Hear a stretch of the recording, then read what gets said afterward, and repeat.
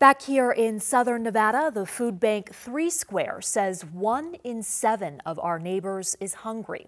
Add in a recent reduction in SNAP benefits, formerly known as food stamps, and the food bank says even more people don't know where their next meal will come from.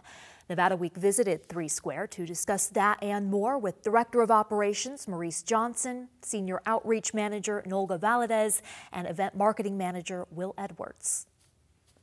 Well, thank you all for joining Nevada Week. Before we talk about food insecurity, I want to mention the volunteers that are in the background. They are packing meals for Meet Up and Eat Up, a program we're going to be talking about. And you told me off camera, Maurice, that they are from Coach Cares, yes, the handbag company. How yes, neat. Volunteerism reportedly took a hit during the pandemic. It was down. I wonder if that happened here, and how are you doing now in that area? So if I can give a little bit of context. Sure.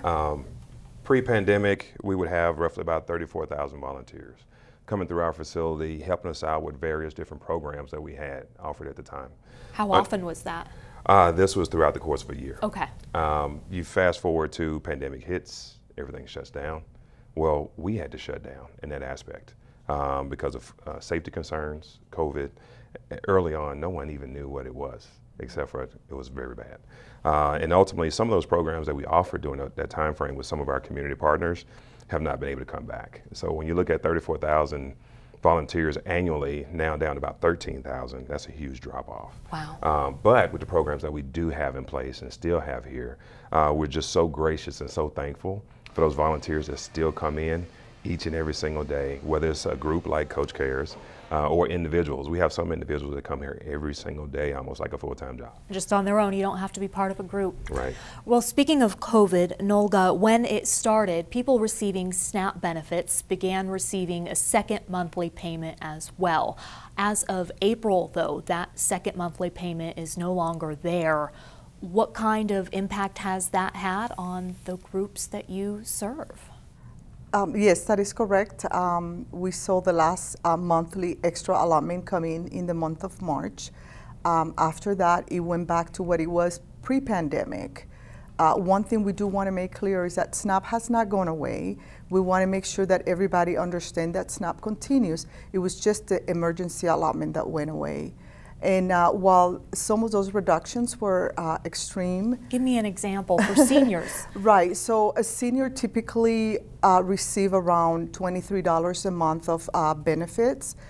With the emergency allotment, they were getting an extra about $200 and something per month extra. Wow. So with that going away now, they see about a 91% reduction in their benefits. So which is a very extreme impact for them. I struggle to understand how $23 was significant enough in the first place for seniors. Who were these seniors? On Social Security, I would think? Yes, that is correct. Usually they're on a fixed income receiving Social Security benefits, and they're the ones receiving typically those $23. Okay. What kind of impact has it had now that they're no longer getting that second monthly payment? Are you feeling it here at the food bank? Yes, we are receiving more phone calls in our call center, people seeking where they can get that missing component.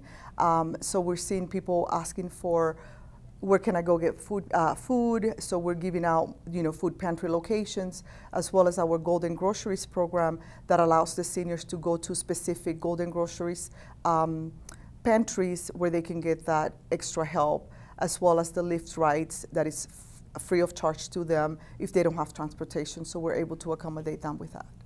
Maurice, fair to say increased need as a result of those SNAP benefits no longer being there, the second monthly payment? Indeed. So increased need, you have inflation as well. Mm-hmm. Where do donations stand, and can you paint a picture of, do you have enough food? Well, I can tell you donations are down, and I'm talking specifically to food donations. Inflation not only impacted each and every single one of our individual households, it also impacted a lot of our retail donors as well. So they're having to watch their bottom line. That's where a lot of those donations were coming from. We're hoping that they can come back soon. But in the interim, of course, when individuals can give to us financially, we can still stretch every single dollar to make 3 complete full meals. So if people still want to contribute in that way, that is a massive blessing for us being a part of the Feeding America network. It's better for you to get a monetary donation Yes. as opposed to a food donation because you can, as you mentioned, make that dollar stretch. Yes. Okay, I want to bring in you, Will, about inflation and how it's impacted Restaurant Week, which, will you tell me about that? It's one of your biggest fundraisers of the year. Yes, it's one of our biggest fundraisers. I always look at Restaurant Week as a great community activity, and it really shows us the humanity in our community because people come together, they have a meal, and then a meal is then given to someone in our community who needs it the most. So that's how it works. You go to a restaurant and part of what you're paying for goes to 3 Square. That is correct. How has inflation impacted this year's event? It's very interesting. Some restaurants couldn't do it because of it, but on the flip side of that, we have this year the most participants ever in the history of Restaurant Week. We have more than 230 participants for Restaurant Week this year. So even though inflation is hitting the restaurants as well, they're still coming back. It's Vegas strong, And inflation is hitting everyone when they go out to eat. So how expensive is this to take part in?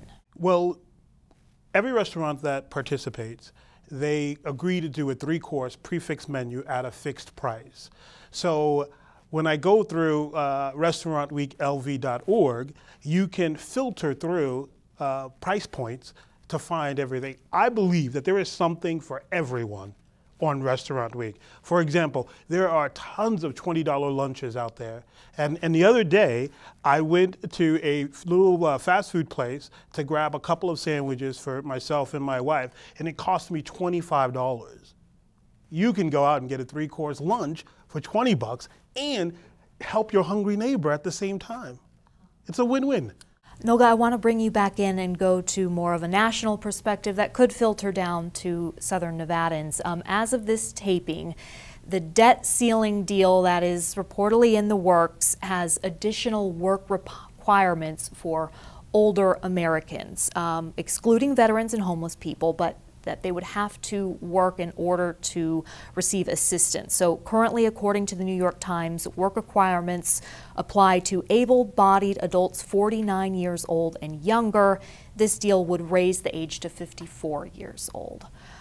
What do you think about that? What kind of impact do you think it would have if that's what ends up happening? Yeah, well, the reality of it is that the older we get, the harder it is to find work. So, increasing the age group may make it a little bit more challenging to be able to obey to that new to those new requirements. Yes. It sounds kind of scary then for a food bank like yourself. What are you preparing for? What do you foresee coming down the pipeline? So when we're bringing food into the food bank, our biggest priority is trying to make sure we get the bang for the buck. So we've gotten very creative with trying to make sure that we're not leaving any stones unturned to try and get the best price to get the food in here for our hungry neighbors. Okay, and how have you gotten creative in that process? More vendors. So we've used more vendors than we ever have in the past. We had like a select few that we could bounce numbers off of. Now we're using anywhere from 25 to 30 different vendors for different commodities. So whether it's fresh produce, whether it's dairy, proteins, frozen proteins, you name it. We're trying to shake those trees and see what we can get. Okay, so you're looking around to find the best price possible. Okay, getting creative, I think Restaurant Week also fits in with that, Will. What are you particularly excited about this year with Restaurant Week? First of all, it's our 16th year doing Restaurant Week.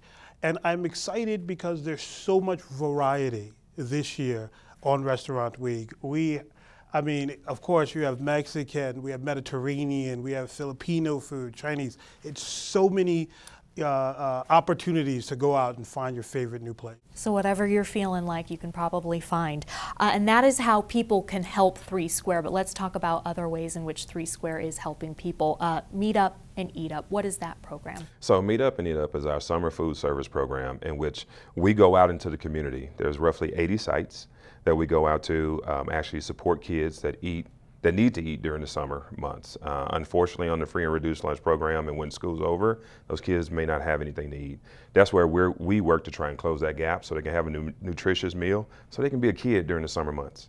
And when we spoke on the phone prior to this interview, Nolga, you had a message you wanted to make sure that you got across about some of the misconceptions about the people that utilize food banks. What was that message? Yes, you know, we have this misconception that perhaps people that are receiving SNAP benefits or are utilizing these benefits are people that do not want to work, or they're lazy and they just want to sit at home, when the reality of it is that it's not necessarily true. The majority of the people receiving SNAP benefits actually do work. It's just that they're not making enough to be able to meet the needs that they have, especially with families when you have single parenting, or maybe there is two parents but only one working, or maybe they both work but they don't make enough. I see all of you nodding your heads. Mm-hmm. You experience this personally here? Yes. Yeah. Without a doubt. I mean, you know, like Nolga said, anybody who needs help, we won't turn anybody away. But it's working families. You know, it's families, it's individuals that are trying to make ends meet, and they just can't do it. So they just need a little boost, just a tiny bit of help and assistance to get them over that hump. And we've had people come in and say, I was doing terribly.